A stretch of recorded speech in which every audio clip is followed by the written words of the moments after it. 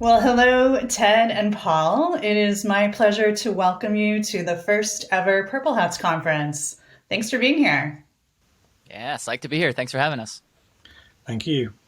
Before we jump into today's topic, which is healthcare under siege, I thought it might be nice to just spend a couple of minutes getting to know each of you and your backgrounds in cybersecurity. So, Paul, why don't we start first with you? Yeah, sure. I'm Paul Haywood. I'm CISO at Bupa. Bupa is both a healthcare organisation and an insurance organisation, so that gives me some interest in cybersecurity challenges. I'm a technologist at heart, so I've sort of had all the roles in technology. I've been a CIO, I've been a developer, I've been a program delivery person, and I sort of started my journey in security probably about 12 years ago. Fantastic. Thanks for being here. All right, and over to you, Ted. Yeah, hi, I'm Ted Harrington. I am the author of a book called Hackable: How to Do Application Security Right. And I am in the fortunate position to lead a group of ethical hackers. And so a lot of the insights from that book, and I think a lot of things we'll talk about today, sort of come from that experience living on the front lines of ethical hacking. Sounds great. And I know we've had a number of book giveaways, so there's probably 100 pretty happy people out there holding a copy of your book right now. So, as I read the paper every day, it just seems like ransomware is our new normal. We've been reading a lot about and hearing a lot about what happened at Scripps, the New Zealand health system, and even the Irish health system just recently. So my question to both of you is why is the health industry, why are hospitals facing so many attacks right now?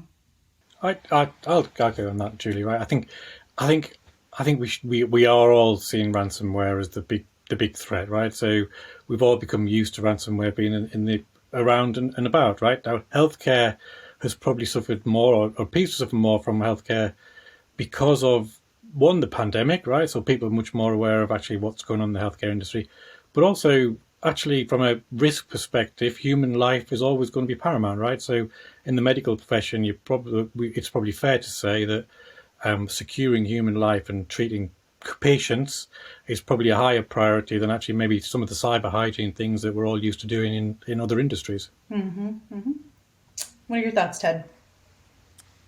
Well, this is going to sound a little twisted to say it this way, but I'm going to say it this way. I think the reason that we're seeing such prevalence of ransomware in healthcare is because it's a match made in heaven from an attacker's standpoint.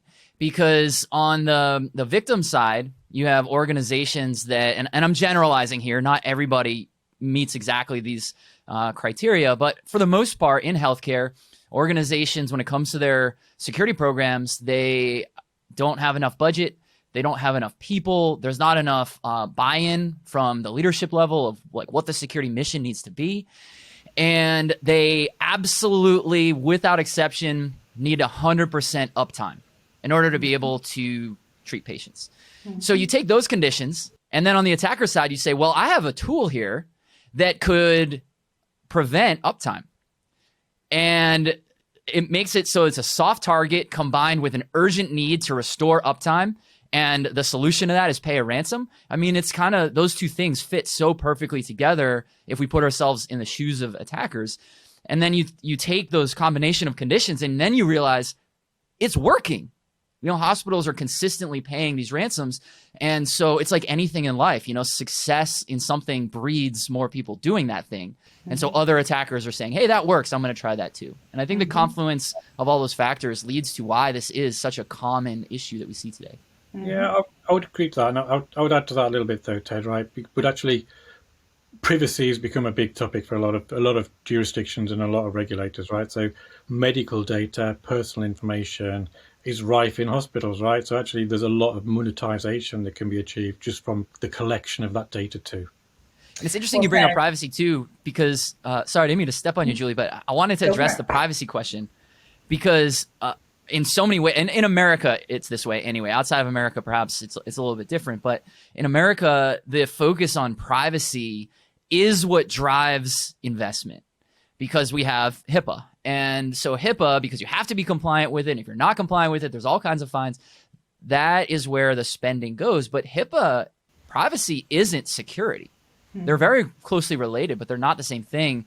And that is one of these things that as an industry, healthcare overall is really struggling to grapple with, which is to say, hey, we have to spend over here, but it only partly solves the problem over here. And those two things, we need to really separate the two. I think there's another dimension that we haven't touched on as well, right? So in a medical setting, you have a lot of operational technology, right? You've got a lot of medical devices. And historically, the medical devices are expensive. They're hard to maintain. And actually, they're also hard to secure, right? So again, when you look at the efficacy of your controls in the hospital environment, how do you protect some of those medical devices, which is not a standard PC or a Mac? It's a different type of device and has its own complexities. So to Ted's point, actually securing that environment is tough. Yeah, we did this. We published a piece of research a few years ago called Hacking Hospitals. And we were really interested in exploring the hypothesis of whether or not an attacker could hurt or potentially even kill patients in a care setting. And that was really different from the way I think a lot of people had been thinking about security research up to that point. There were definitely researchers looking at things like active medical devices like pacemakers and stuff, but no one was really thinking about, no one was performing research anyway, at least that we could find, that was looking at that particular question.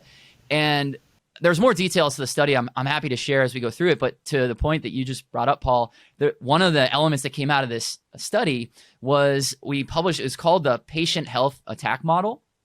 And it basically correlated how attackers could arrive at harming patients. And what was really interesting, of all those different paths, there were tons of them that never even touched any sort of HIPAA, anything that's in scope for HIPAA. And a lot of them touched medical devices. And that's such a complex challenge when you think about it in that sort of broader view.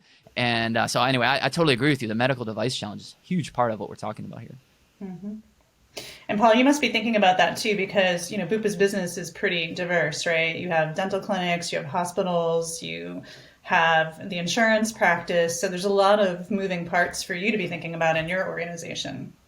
Yes, there are, right? And each of those dimensions of the business has got different problem statements, right? So if I look at a dental practice, generally small, generally isolated, actually ransomware in a dental practice probably only affects that one practice, maybe two in a local geography.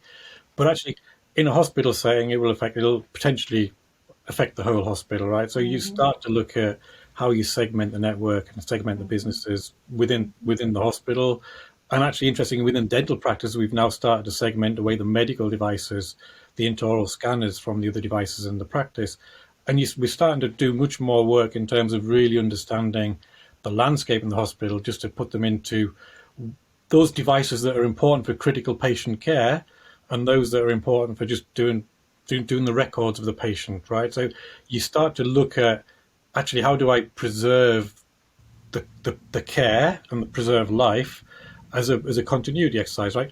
But on top of that, you got to question from a resilience point of view, how long do I need my technology to operate in some of these environments? As long as you've got the patient care going, actually you can probably survive longer than you might think, but you've got to do the work and the research and the planning to really understand that. That's very different to the insurance business, where actually you need the technology to be able to interact with the customer, right? So from a regulation and regulatory perspective, actually treating the customer and to be able to service the customer and the insurance business is very, very different. The protection of the data is very different because you have a lot of data, whereas in the medical setting, actually, do you know what? It's the life or death scenario which is really important, and preserving what is a relatively small amount of data but highly confidential and highly personal data. So the challenges are different, but from a ransomware perspective, it's actually how do we stop the contagion? How do we stop the spread? The CEO of Colonial Pipeline recently paid hackers, I think it was $4.4 million. And some of the reason behind that was because the executives were actually not sure, how far the attack went into the systems, right? And so, or how long it would take for the pipeline to come back online. From your perspective, what's the difference between ransomware in a pipeline environment versus a medical environment? Well, to me, they share some similar traits. Obviously, they're very different because the business that is delivered at the end of it. But the reason that ransomware is so effective on something like a pipeline is the same reason it's effective on something like in a hospital setting, because you need uptime. And what I think is really interesting about the Colonial Pipeline story is, I shouldn't speak for everybody, but for me, like, I had never heard of Colonial Pipeline before this. Now I absolutely know who Colonial Pipeline is because, you know, they're in the headlines. But in a way, they sort of put themselves there because once they understood they were under attack, they made the decision to take the whole system offline themselves. And in a way, that detail is one of the things I think that's maybe getting lost in the story a little bit, because that's a pretty brave decision. What they were trying to do was quarantine this issue, try to solve it. And it had this horrible impact on their brand reputation. Like, people went from not knowing who they are to thinking that they're bad at security. And, you know, the whole absurdity of the gas shortage and people like filling up Ziploc baggies with gasoline. Like, did we learn nothing from the toilet paper shortage of COVID? Like, what are we doing with this panic buying? And it all traces back to them, but it's because they made this decision to say, hey, let's stop it before it gets worse. And I think that's a part of the story that's actually pretty interesting to me. I agree with that, Ted, right? I think it's a really important part of the playbook, right? So most organizations now will have a playbook to handle ransomware in some way, shape or form. I think there's a risk-based decision that businesses need to make, which says, actually, what are we going to do? How are we going to handle it? But we should all get used to the fact that actually this is becoming a much more common event, right? So it's becoming much more commonplace. Many organizations are being hit by ransomware. So actually, we shouldn't be surprised when actually, in order to protect their business and in order to protect the consumer and their supply chain, organizations might do that. And actually, we shouldn't be surprised if they do. Mm-hmm. You know, as a CISO, Paul, which is your role, right? There's this onslaught of attacks that happened, you know, especially over the past year, right? And it just seems like it's getting worse and worse and worse. And to your point, Ted, there's the impact on brand reputation, right? When that happens to you, there are leadership impacts. There could be safety impacts in the case of healthcare. How does a CISO deal with that? What do you do? So, it's an interesting question, Julie, right? I think that for me, we've got to get used to the threat landscape changing. It changes rapidly, daily, hourly. For me, it's really about the efficacy of our understanding the landscape and the efficacy of the controls that we have in our landscape.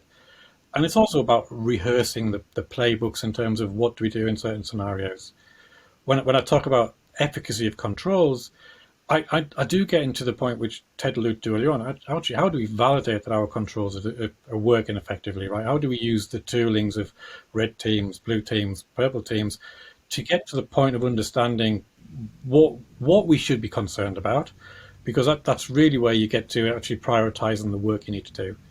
When I look at ransomware and I look at new variants, the ransomware attacks changing, the TTPs changing, it's actually how quickly can I validate that my controls in my environment can one, detect, and two, handle those new variants, right? So if I was to set myself a challenge, right, and my own SLA for my team is actually prove to me within a 12 hours or 24-hour period that actually this new variant of ransomware, we have good effective controls in place, because actually that becomes your defense, right? It doesn't necessarily guarantee that you're going to get hit. Mm-hmm. Ted, what do you think? I mean, do you have any advice from your side of the equation here on how CISOs should be thinking about the various impacts that come with ransomware attacks?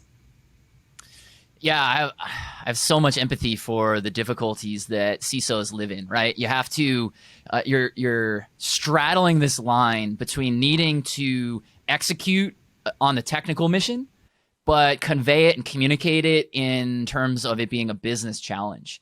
And oftentimes when communicating it to the business is like, isn't this just computers? Like, what are we talking? Why are we spending all this money? Like, just make it work. They don't want to hear about it as a real challenge. And so then on top of that, you now have to quantify something, the absence of something, which is pretty much impossible to do, right? We didn't get hacked. Is that because what we're doing is working, or because we're just lucky?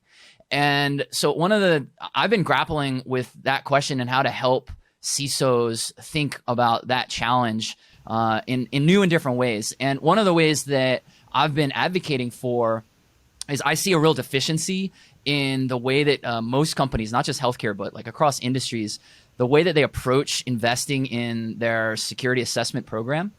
And one of the things that I've worked with our team to try to actually quantify is, how does effort translate into vulnerabilities discovered, which then translates into vulnerabilities remediated, and working backwards from there to say, hey, here's a way we can actually connect a dollar amount to an improvement in the overall security system, security of the system. And so that's one way that I think people can start thinking about it. It's not just, hey, let's spend $1 million or $10 million or whatever the budget is, but like, let's spend this amount of money in order to solve this many problems. And that's much easier to see and to measure than we didn't get hacked, and so that's, I think, an idea that's starting to hopefully gain some traction. But that's one idea that I would recommend people think about. Mm-hmm. I think that's right, Ted. Right? I think everybody's now, you've got to look at the amount of money that organisations have spent on a security program and actually question the value they're getting from them. Right? So how do you focus that in on getting the most value? But you've also got to make sure we put the right risk lens on as well. So actually, different organisations' risk profiles will lead to different investment profiles, and I think at the moment that those lines are getting very blurred in many organisations. I think the media, the amount of media around ransomware and actually the damage it's doing to brands and reputations, has sort of swung the pendulum, not necessarily into paranoia, but actually you see executive boards that are very much concerned. And actually, part of that's driven by, they look at the competitors, right? They look at the landscape around them, the companies they know around them that have been hit by ransomware. So actually, that drives that investment profile. What is yet to be proven, as whether, to your point, Ed, is whether that investment profile is invested in the right things. Yeah, I imagine you get the question, like, can that happen to us as soon as something happens, right? You get that question all the time. I had that question. I had that question recently when one of our competitors in one of our jurisdictions was hit by ransomware. I had the question last week on the Irish healthcare system. I had the question yesterday on the Asia AXA ransomware action, right? So the question is becoming a daily occurrence, and the answer is pretty much the same every day. It's actually, do you know what? Yeah, it could be us, but hopefully we've got enough in place to stop it. Yeah, the people, the processes, the technologies to protect you. Okay, well, Ted, you've talked a lot, and you touched on this earlier about the discrepancy between HIPAA and patient safety. And, there is an impact on hackers on patient safety, even with a fully compliant system, right? Totally, yeah. Yeah, I can tell you a story. Everyone loves stories. So one of the, as I mentioned, we had this big piece of research that we did a few years ago, and there were many elements to it, but one that's really interesting, I think, that so vividly illustrates this point, had to do with passive medical devices, in particular, looking at the bedside patient monitor. So the device, that reports on your O2 levels, heartbeat, all that kind of stuff. And that's a passive medical device. So an active medical device does something to the patient, like a pacemaker, manipulates your heartbeat. That's actively doing something to the patient. It's pretty clear to see how, if you attack that could hurt the patient. But a passive medical device reacts to the patient. So the monitor is not doing anything to the patient, it's just saying, hey, here's the information the patient's sending to me. So it begets the question, how could someone, hurt a patient in that setting? And what's interesting is this type of device is out of scope of HIPAA. And when we were looking at the particular device or set of devices in this study, we found that an attacker could actually bypass authentication, which meant that they could essentially access the data stream without needing to authenticate themselves.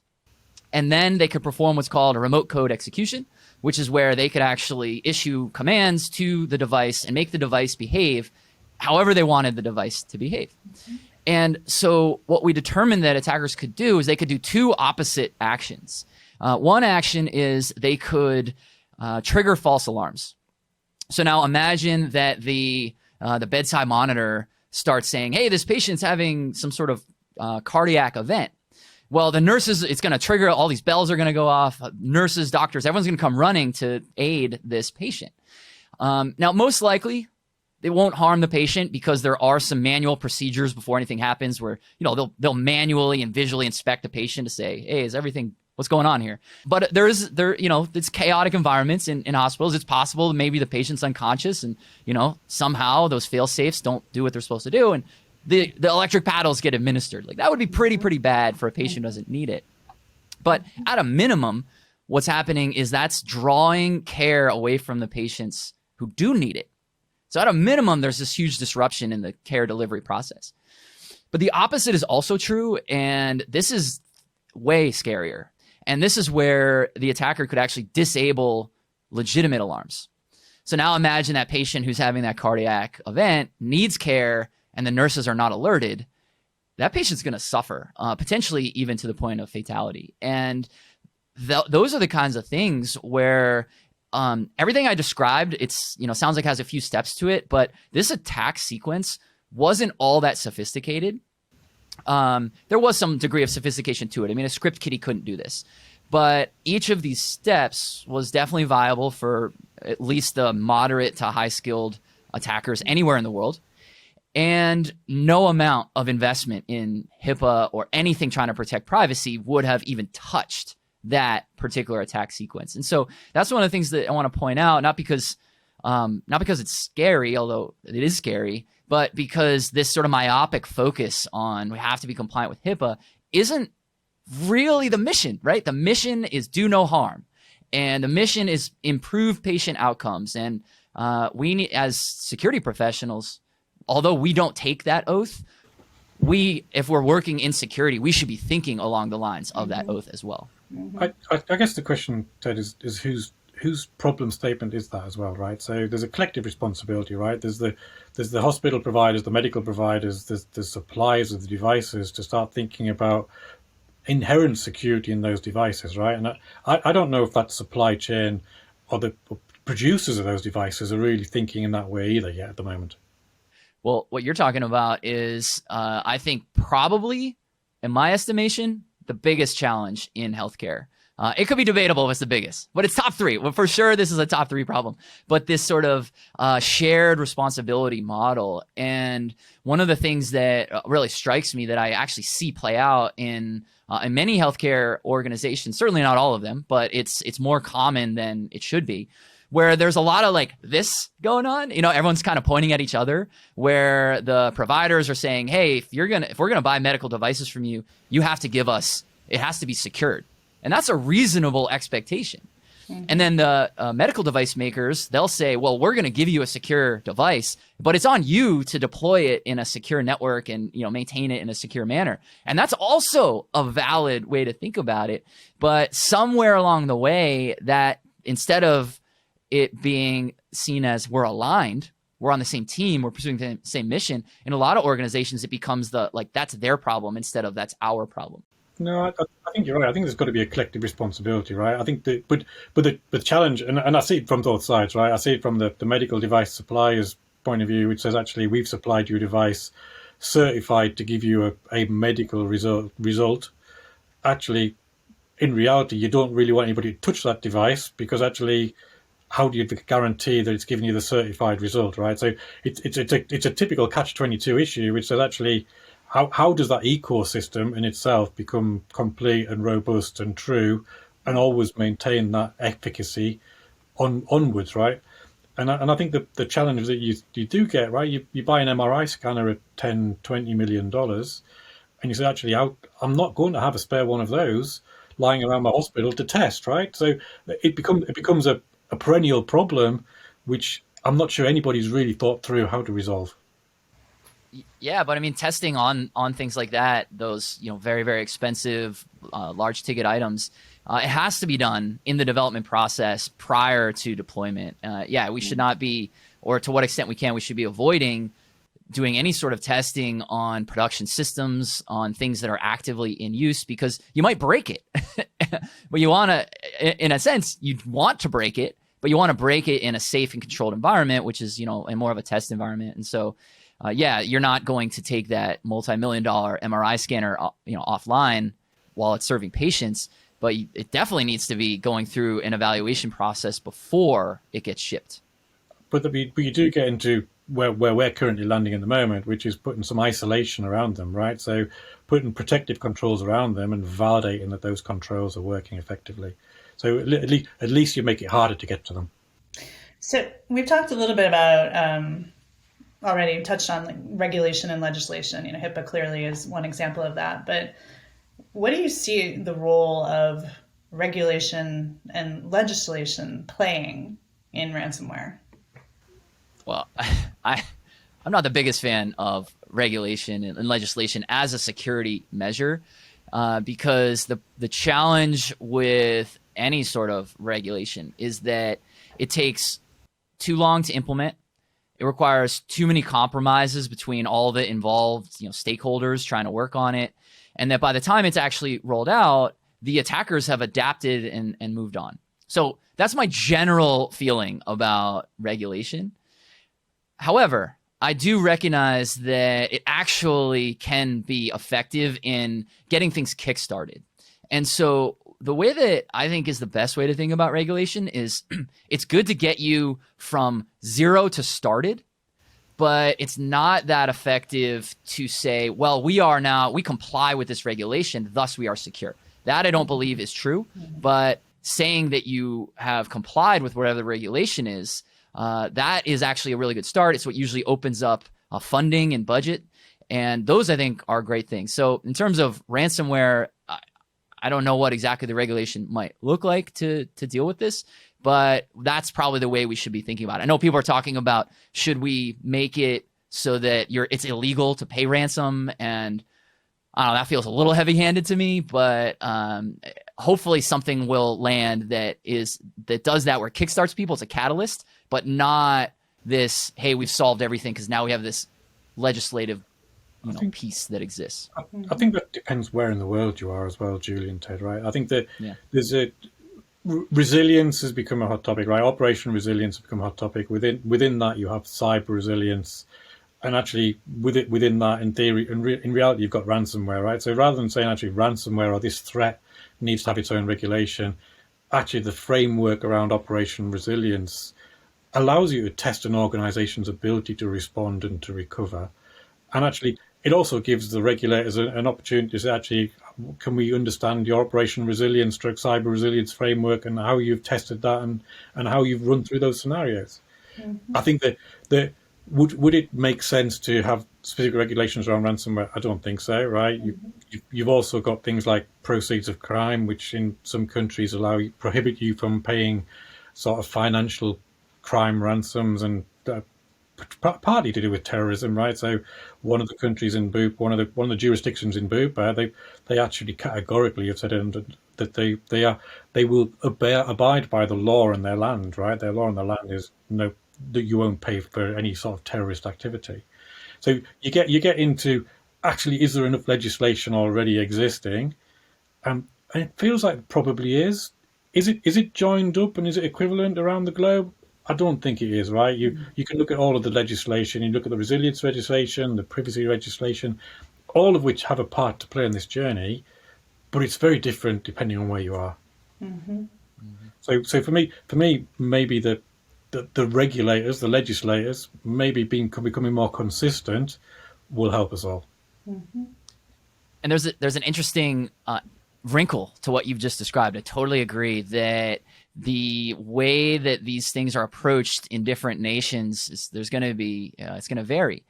But one of the things we have to keep in mind is that security is a borderless issue, right? It really doesn't have to do with sovereignty of any one nation over another. And in fact, most attacks come from across national borders. And one thing that most groups of attackers are really good at is finding sort of the discrepancies that might exist, whether that's in a particular technology or in the way that one country operates or another country operates or one industry operates or another. And they know this. They know that different countries treat different things differently, and they use that in their pursuit of their different attacks. And that's a pretty interesting, important point that you brought up, Paul. But also the adversaries, as well as understanding the different jurisdictional boundaries, right? They also understand that different companies are going to have a different risk appetite and a different propensity to pay, right? So there's a interestingly, you do now understand that some of the ransomware gangs are profiling organizations, right? So they are actively understanding what the propensity for paying is going to be in an organization. Yeah, it was really interesting. There's an article in the Wall Street Journal yesterday around how the ransomware boom is forcing more companies to cut deals with criminals. And the wave of hacks that we've seen has created this cottage industry of both negotiators who broker payouts. And so I guess just a follow on to this conversation that we're having, what is the trustworthiness of a ransomware gang? Yeah, I mean, I was talking to one of the advisors we use as an organization, and he was telling me that actually there are now effectively credit rating agencies for some of the ransomware gangs, right? Which is, to your point, how trustworthy are they? If I pay them, will they leave me alone? Or actually, if I do pay them and they come back and hit me again, they become less trustworthy. So actually, you're now starting to see these intermediaries effectively ranking the ransomware gangs in terms of trustworthiness or creditworthiness, which I guess is the reality, which is ransomware has now become a commercial business, right? It's become a business to these people. I shouldn't be smiling and laughing at this, but this is so absurd, right? That this condition exists. There's a ratings bureau, and it reveals, I think, a really interesting point, which is that a lot of people think of this idea of hackers, which by the way, hackers are not necessarily good or bad. Hackers are just problem solvers who look at things and make them behave differently than they're supposed to. Some of those are bad and some of those are good. But when most people think about this idea of malicious attackers, they think about like the guy in the hoodie with his, in a dark room with like the green terminal, and they're just this like mystical thing. It's like, in most cases, not really. They're people like all of us, right? They have hopes and dreams and ambitions and, families to feed. And this is a profession for them. And maybe they check at the door the ethics of what they're doing, or maybe the ethical norms are different where they are than how we might consider it. Like, for example, is someone who works for, say, the Chinese government and attacks the US government, are they violating ethics? Not in China, they're not. And so we have to really think about that these attacks actually do get influenced by the same market conditions as any legitimate business does, supply and demand. And, there's marketing and there's differentiation and there's, a drive to get the best talent. And the fact that there's a bureau that rates creditworthiness is a great demonstration of that truth. So, Paul, you had mentioned earlier security control validation as one of the ways that CISOs can think about and really understand and have a lens into is all the money we spent to defend the company actually working. Like all the controls we put in place, all the defenses, are they actually working as expected consistently to protect us? And are we testing those things consistently so we know if there is a gap that's happened, maybe through a configuration error or something else, and Gartner just actually recently in their 2021 top trends to watch listed BAS, breach and attack simulation, as one of those trends. So when you were thinking through how to validate that your investments, were working, and you looked at the landscape of the technologies available to you to help you with that, how did you think about breach and attack simulation? How did you resource it, fund it? How often are you testing? What's your perspective on that? So I looked at it several ways, right? One is we can continue to get asked the question to the conversation we had a few minutes ago. Actually, have we got the value from the investment we've made? And actually, you can't evidence that very easily, right? So you started, and we went down the journey of actually how do I prove that the risk and control assessments we're doing are actually valid based on real data points, which is why we've started going down the journey with AttackIQ about actually how do we start testing using real world scenarios the effectiveness of our controls, and actually then being able to plot those and have data on those ones that are working well and those ones that are not working as well, but actually informing the decision about the risk, right? Now, from a personal point of view, I've very much coming from the point of view, I need to be able to demonstrate that I'm not being negligent, right? And in order to be able to demonstrate I haven't been negligent in espousing my security responsibilities, I need to be able to stand behind something which is continually, repeatedly testing my landscape across the organization and testing scenarios which we think are real world scenarios and scenarios that are important to testing the risk posture for the business. So for me, I looked at it a different way, right? I didn't look at it as a tool which actually proved I could get in. I was looking at the validation of my controls and using the tooling to tell me where I need to spend more money, or actually where I've spent enough money because actually the controls are working and repeatedly working. The efficacy journey is recognizing that actually humans are fallible, right?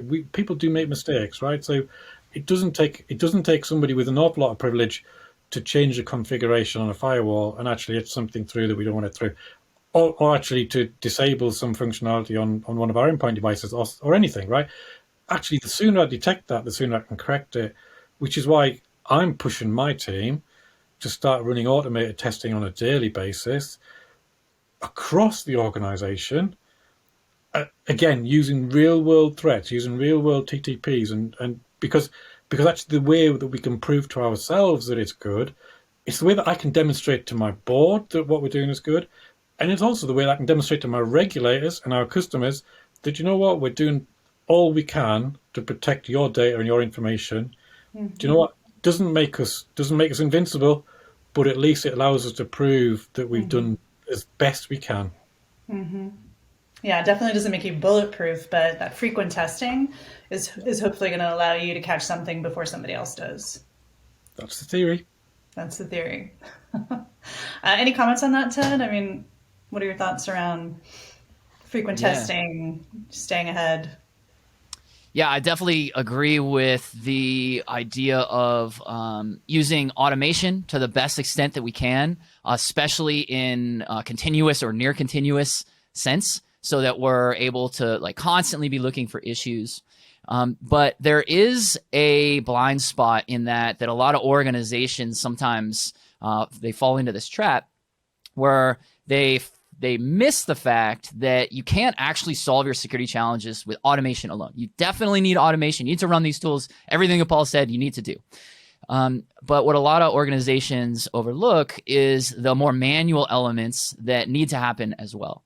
Mm-hmm. So I can tell a story about the discrepancy here between these two things. So there's a project that we did recently where there was a combination of issues. And one of the techniques that attackers will use, and ethical hackers too, people from my corner of the world, like that will use as well in trying to understand how do we improve the security of a system, is this idea of what's called chaining exploits.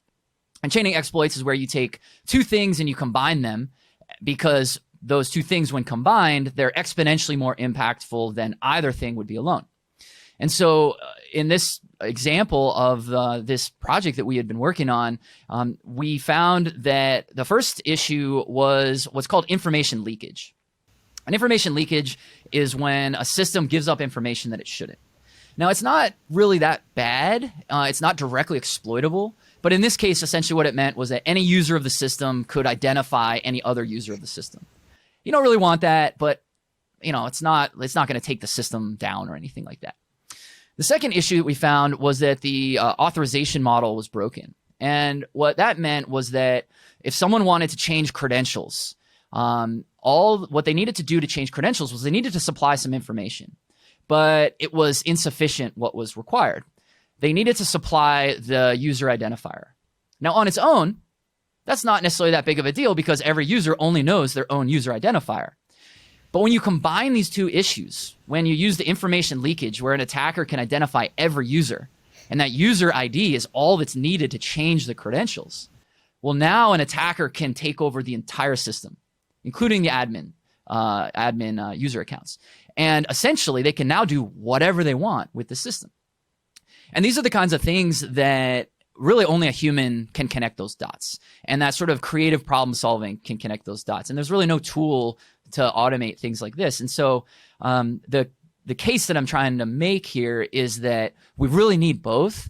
And yet a lot of organizations, because it's easier to conceptualize automation, they only want to do automation. And so, yes, definitely need automation. Absolutely. But we need to make sure that we don't miss this sort of Achilles heel that happens in a lot of organizations. Yes. And Paul, actually, I was just Sorry. going to say, I think, you're a big proponent. We've named this conference Purple Teaming, right? Because we Yeah. believe that that is the best people approach to solving problems around breaches and attacks, right? And I think automation, an automated platform, gives you an opportunity to share data with people who can make intelligent decisions about what to prioritize and what to do with that data. I think that's right. I was just going to say, Julie, right? I think for me, purple teaming is the value of people with insights and data and threat intelligence, coupled with the tooling and the ability to actually build those scenarios and then test those scenarios, right? So I think you're right, Ted. I think you need to be able to have the insight to say, actually, this is a valid set of scenarios, and this is a real exploit that could happen, or a set of exploits that could happen, and actually being able to customize and build the scenario and execute that proves or disproves your liability or susceptibility to it. And I think that's an important thing to do. Mm-hmm. I think you've also then got to couple that together with, actually, is that a real scenario which is going to impact your business, or is it a purely theoretical one which impacts your business from a risk perspective? And I think that's where the knowledge of the organization, the knowledge of the risk appetite, the knowledge of the threat landscape, the knowledge of the capability of the attacker all comes together into, actually, how do I build the tools, the scenarios, and the automation. Yeah, I love it. You're talking about the idea of threat modeling right now, which basically helps organizations identify the answers to 3 questions, right? What do I want to protect? Who do I want to defend against? And where am I going to be attacked? And I had this kind of goofy scenario, but I think it's a good metaphor for this idea. When a few years ago I was in Spain, and I went to run the running of the bulls in Pamplona, which is like absolutely ludicrous that this is how I chose to spend my time. But for people who aren't familiar with it, you literally, the members of the general public, just go stand in front of some really angry bulls and try to run away from them. It's just mad. That's mad. The point. It's just mad. So I'm in this thing because I'm like, whatever, having fun with a friend. And I think I have plenty of time as the bulls are getting close. And so I, run over to this, to the fence and like climb this fence to get out of the way. And I think I have plenty of time. But all of a sudden I noticed 2 things. Number one, my friend that I was with, he has this like sheer look of terror on his face. He's like, oh my God. And I'm like, what's that about? And then I feel this like hot whoosh of air as the bull runs right under me, rocking his head upwards, trying to gore me. And first of all, it's like terrifying. But as I thought back on it, I'm like, man, I really didn't consider my threat model, because I didn't consider the bull's strengths, right? Everybody knows bulls are angry. Everybody knows bulls have sharp horns. I did not know that bulls are fast. That was the day I learned how fast bulls are. And that's kind of what organizations are like when they go into their security program, not really understanding the attacker and understanding their own business, understanding the risk appetite, understanding what they're trying to protect and why that matters. And I think that's a great metaphor, right? Because actually, the threat landscape is changing fast, right? It is rapidly changing, rapidly evolving, and in order to keep pace, we need to prove that we can validate and prove that everything that we've seen historically we're good against. And actually, we need to be nimble enough and agile enough to build the scenarios to prove that we're good for everything that's coming as well, right? So actually, I think it is really about understanding your business, understanding what's coming, but importantly, having the confidence of knowing that actually everything you've done today is robust and stays robust. You now need to understand what you're doing next, right? So being a CISO or being an ethical hacker is like running with the bulls, is what I've taken away from this. Yes, that is the key theme here. All right. Well, I want to keep an eye on time and be respectful for your time too. So, one last question for you both, and then we'll wrap up the session today. The big question, if it comes back to this conversation around ransomware, is: should we pay it? Should companies pay the ransom? I think it depends on the scenario. It depends on the situation. Talking about healthcare, the primary risk in healthcare is protecting human life. So I think it becomes a risk-based conversation, but actually you've got to understand the risk profile that your business is prepared to do. Yeah, I think there's 2 ways to answer that question, and these two ways are in conflict with each other. So, choose your own adventure. But if we think about it as a philosophical or conceptual issue, like if we were at university right now and this question was posed and we were in like an ethics or philosophy class, the answer is clearly no, we should not. Because in paying the ransom, it incentivizes more ransomware attacks. So literally by paying the ransom, we are fostering and encouraging this to continue. So that's the hypothetical, theoretical, like I'm not actually living in the middle of a crisis answer. But the other way to answer it is I need to serve patients, or I need to serve a pipeline and get gasoline out to people, or whatever the scenario is. And in that context, it's almost like what's the hypothetical best scenario goes away, and it's what do I need in this organization in this moment right now. And I totally empathize with that. So while I believe that we should not pay ransoms, practically speaking, I think we're going to have to in many cases. And so I think really the solution is probably less about whether we pay ransom or not, and more about how do we prevent it? How do we detect it? How do we respond to it in ways that are more effective than what's happening today? So that's a call to innovation for anyone listening. Like, here is a problem that the world will invest money in solving. I would echo that, Ted, right? I think the focus is on detection, containment. And actually, for every attack is actually how good are you at detecting and containing. I think for ransomware is actually how good are you at recovery, right? If you will need to rehearse, you need to be good at it. But actually, ultimately, we need to get smarter at actually how do we rebuild organizations faster if they have been hit, right? So I think there isn't a black and white answer. I think it's going to be based on the scenario, it's going to be based on the context, and it's going to be based on how badly you've been hit.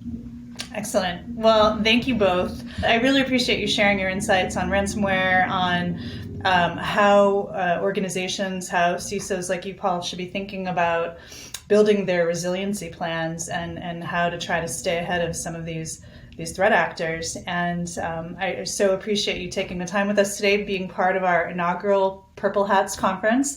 And I hope to see you at a future Purple Hats event somewhere down the line. Maybe we'll actually able to be together sitting on a stage with an audience in front of us that we can go have drinks with after the fact. So thank you so much for your time. It was lovely to have the conversation with you, and I appreciate your insights. Thank you. Thank you. We interrupt this broadcast for, yes, another break. Here's a quick episode of Cyber Snacks while you wait. Let us know what you're snacking on, and we'll be back in a bit.